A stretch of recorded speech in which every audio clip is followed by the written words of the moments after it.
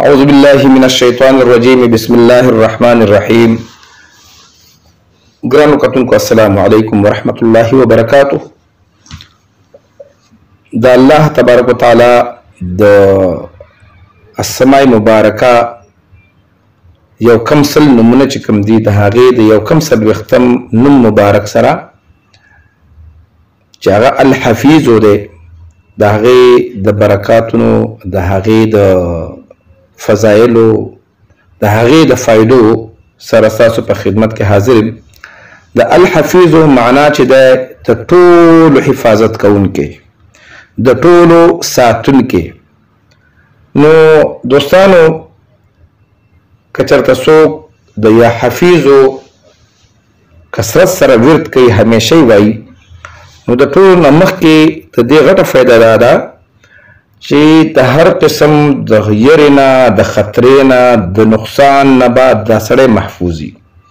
او دا دومره پاورفل، دومره مضبوطه وظیفه ده چې بزرګان فرمایي که چېرته د درندګانو، د ځناورو، شیرانو، لیوانو په منځ کې هم دا وده شي، دته به نقصان نه وررسوي.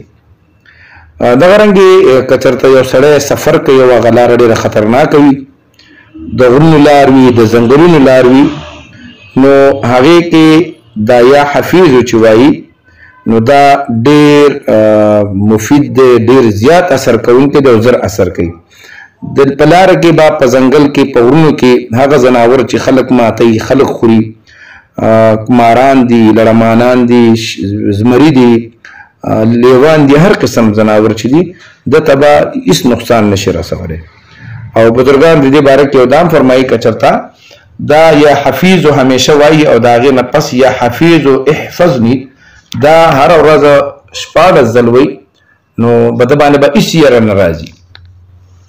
دغه رنګې د دې په فضایلو کې راځي ماښام مونځ نه پس قبلې طرف ته چې څوک مخکي او دا نور نومونه هم ورسره وضعې کي، یا حفیظو، یا حفیظو، یا رقیبو، یا مجیبو، یا الله، یا الله.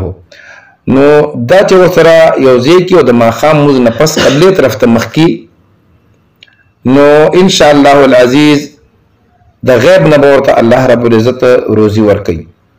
دوستانو که چېرته دا نوم مبارک یا حفیظو یو داسې بیمار وي چې هغه د کینسر وي، د ایډز وي، د هیپیټایټس وي، ډېر مهلکه بیماري شته دی، ګردې خرابې وي، نو 40 هفتو پورې روزانه 80 ځل چې دا وایي او په ده باندې دموي، انشاءالله العزیز د خطرناک نه خطرناک بیمارۍ نه به ورته الله شفا ورکوي.